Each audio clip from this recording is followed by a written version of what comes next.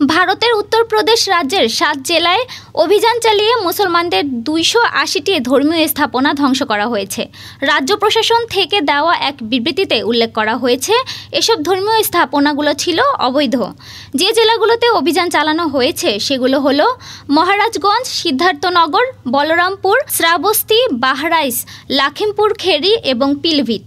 এই জেলাগুলো ভারত নেপাল সীমান্তের নিকটবর্তী। ধ্বংস করা স্থাপনাগুলোর মধ্যে রয়েছে ২২৫টি মাদ্রাসা, ৩০টি মসজিদ, ২৫টি মাজার এবং ৬টি ঈদগাহ। রাজ্য প্রশাসনের বিবৃতিতে বলা হয়েছে, যথাযথ কর্তৃপক্ষের অনুমতি না নিয়েই এই স্থাপনাগুলো নির্মাণ করা হয়েছিল।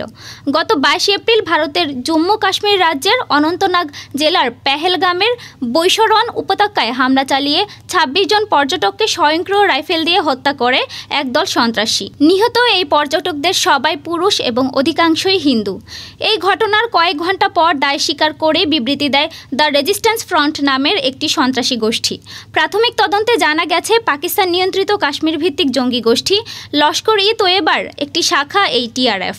ভারতের কেন্দ্র ও উত্তরপ্রদেশ রাজ্য সরকারে অসীন বিজেপি দীর্ঘদিন ধরে অভিযোগ করে আসছে যে অবৈধ ধর্মীয় স্থাপনাগুলো ধর্মীয় উগ্রবাদ ও সন্ত্রাসবাদের প্রশিক্ষণ কেন্দ্র হিসেবে ব্যবহৃত হচ্ছে।